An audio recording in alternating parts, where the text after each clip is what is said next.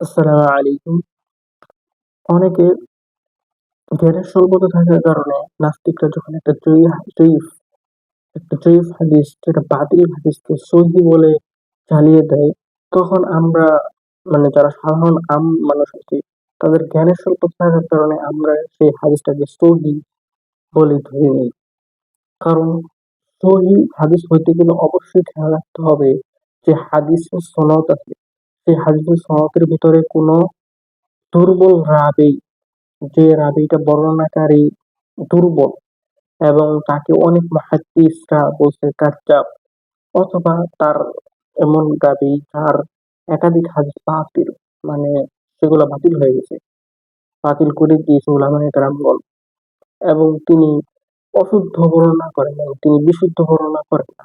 এরকম যে সমস্ত রাবী আছে, এই ধরনের রাবী যদি কোনো হাদিসে উল্লেখ থাকে, ওই হাদিসটা জয়ীফ হবে। ওই হাদিসটা জয়ীফ, বেশিরভাগ হাদিসগুলো জয়ীফ হয়ে প্রমাণিত হয়। যেমন আমি একজন নাম বলি, সেটা হচ্ছে যে মোহাম্মদ ইবনে ইসহাক।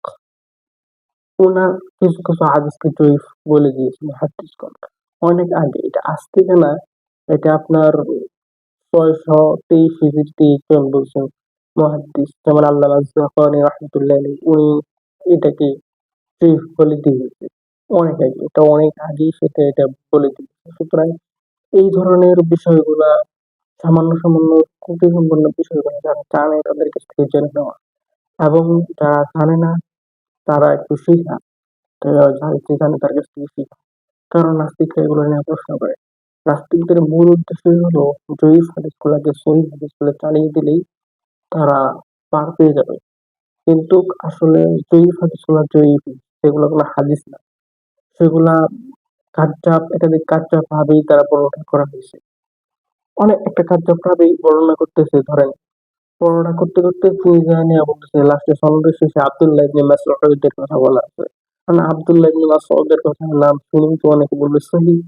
আবার আরেকটার মধ্যে আছে আয়েশা রাদিয়াল্লাহু তাআলা আনহার কথা বলা আছে, ওটা দেখে মনে করবে সহিহ, কিন্তু আসলে তো সহিহ নয়, সহিহ এবং বাতিল। সুতরাং এই বিষয়গুলো খেয়াল রাখা উচিত। যেমন আল্লামা জাফরানি রাহমাতুল্লাহি আলাইহি একটা হাদিসের মধ্যে বলছে, ওটা বুখারী শরীফে, যে ছাগলের খাওয়ার ঘটনা। আল্লামা জাফরানি রাহমাতুল্লাহি আলাইহি বলছে, হাযা হাদিসুন বাতিল তাফাররাকনা বিহি মুহাম্মদ ইবনে ইসহাক ওয়া হুয়া দাঈফুল হাদিস।